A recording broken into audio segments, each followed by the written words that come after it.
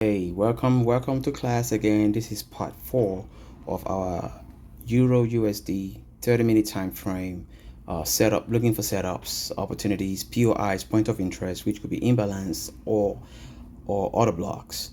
And we already established that this is in a downtrend. M30 30 minutes time frame is in a downtrend. It has formed lower lows, lower highs, lower lows, lower highs, lower lows, and it's breaking structure. And we've been able to spot a setup using only the imbalance that we can find right now. And so I told you I was going to tackle labeling. All right. Remember, it has to be. We said the reward ratio has to be between 1:8.5 or 1:10, and the stop loss shouldn't be more than 10 pips stop loss. If we tap on that, you see it says 3.6 amount, so that's a 3.6 pip. Let me make it bigger. If you tap on that right there, you see it shows that it is 3.6 amount. That is it means the stop loss is 3.6, which is within 10 pips stop loss requirement. So that's good. And even if we took it to the candle right here, that means it might give us maybe about 5 pips, which is equally good, you know. And the target has to be, like I said, between 1:8.5 to 10. Okay, fine. So now we're labeling the parts. Now we've said this is the stop loss at candle body, which is the body of the wick, which you use as the imbalance. All right. Now, what other things can we see? All right. Let's go back to the call out. So which is this right here, call out. We want to label the entry, that right there. So this is going to be the imbalance. Then we let them know is the M30 space imbalance, IMB. So if anybody's looking at the chart, they can tell that you're entering on M30 imbalance. Okay, so that would tell them it's not an order block, but you are focusing on the imbalance. That's what you want to use as your setup. Okay, I still need to adjust this a little bit, bring it in, so because it has to match. Sav looks at everything. Everything has to be perfect, and perfect. Okay, what else can we see there? Right here, we're targeting a low.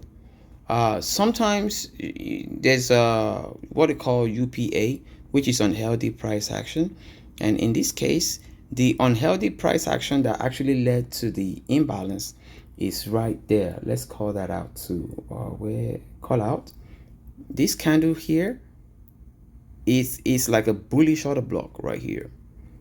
And it moved so fast. Can you see? It's so tall, the white one. It moved from this base up to up here. So that is very unhealthy. Okay, so we're gonna label that right there as our UPA. And that UPA stands for what? Unhealthy price action. Okay, then what else do we see? We expect this candle. This is the play we are expecting. All right. If we come to, where is that? Right there, the square. You see that PAT, P-A-T-E, P-A-T-H. We want to assume that this play is going to play out. This setup is going to really play out in our favor. So let's just assume it's going to go up like this, and down, then up, hit that point of interest, then start coming down in our favor.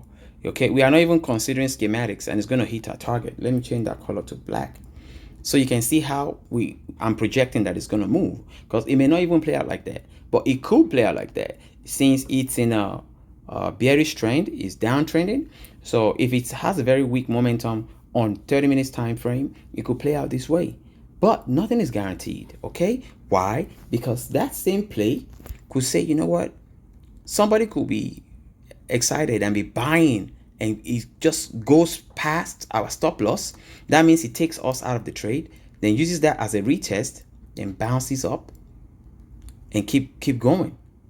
So this is another play card that could happen. This thing has 1,000,001 way to play out. Nothing is guaranteed. Okay, it could happen like this because maybe there's another point of interest somewhere up here or up there or wherever before it goes to the lower high above. Because once it goes past that this lower high up here, that means it's bullish. Okay, but even at that, if it's not parabolic, it's still going to come back and do a correction or a retest of a strong POI before it bounces up again to keep moving to higher high. But if it doesn't do that and it stays bearish, it's going to play out according to the first black path that we drew, okay, and keep going down. Then this thing is so fantastically wonderful because it could even come down this way and pretend that it's going to go down and go down some more, then just suddenly turn back up and change direction, hit our PO high and fill our position because we have a position there, right? And start coming down. Oh, I tap it. Let me delete that. Let me do it again.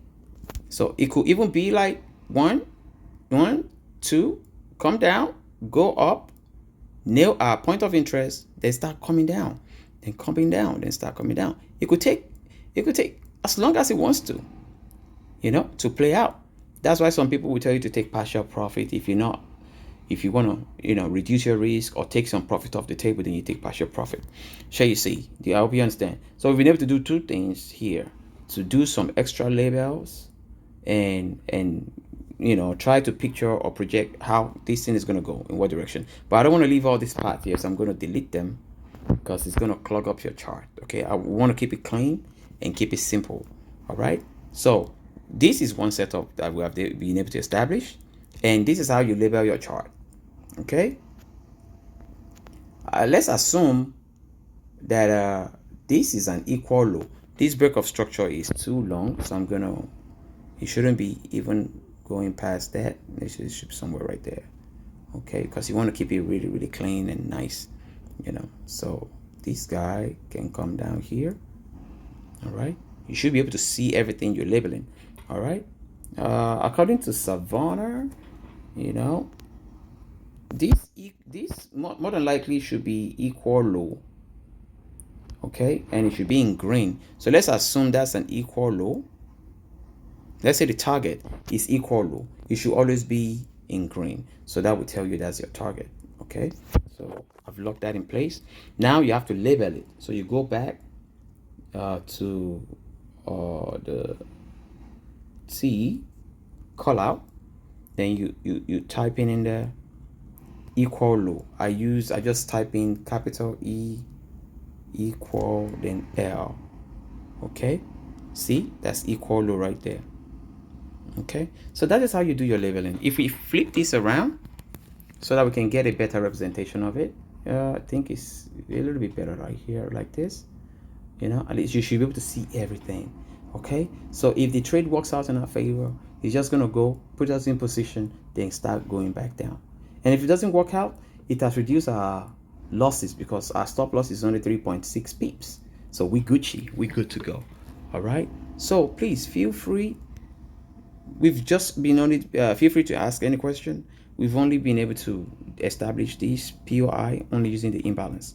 But now on the next video, which is part 5, we're going to consider an entry for Orderblock.